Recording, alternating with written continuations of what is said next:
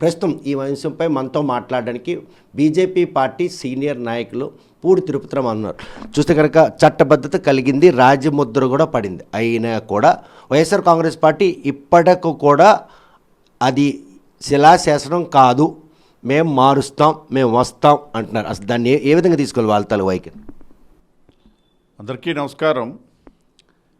రాజకీయ పార్టీకి సంబంధించి ప్రతి రాజకీయ పార్టీకి ప్రతి అంశం మీద కూడా ఒక అభిప్రాయం ఉంటుంది, ఒక విధానం ఉంటుంది.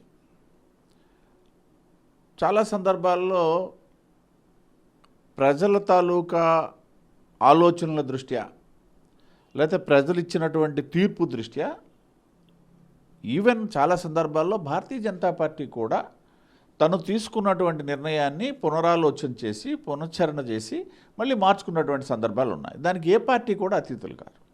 అయితే ఇవాళ వైసీపీ పార్టీ దానికి అతీతులా అనే ఒక ప్రశ్న అయితే మాత్రం ఉత్పన్నమవుతుంది. ఎందుకనేసి అంటే వైసీపీ పార్టీలో సాధారణ కార్యకర్త దగ్గర నుండి ఆ పార్టీ అధ్యక్షుడిగా ఉన్నటువంటి జగన్మోహన్ రెడ్డి వరకు తెలుసు వాళ్ళు తాలూకా ఓటమి అనేసి అంటే ఘోర పరాజయానికి ఒక కారణం అమరావతి రాజధాని విషయంలో వాళ్ళు తీసుకున్నటువంటి నిర్ణయం. అమరావతి వద్దన్నారు, ముందుకు అవునన్నారు. మీ తొలి పలుకుల్లో చెప్పినప్పుడు కూడా అసెంబ్లీ సాక్షిగా ఆమోదించినటువంటి వైసీపీ పార్టీ ఎన్నికల సమయంలో రాజధాని గురించి ప్రస్తావన లేనటువంటి మేనిఫెస్టో వాడి తాలూకా మాటలు, ఎన్నికల అనంతరం తీసుకున్నటువంటి ఒక ఎత్తుగడ. సరే, వాడు ఎత్తుగడ అవ్వచ్చు. అయితే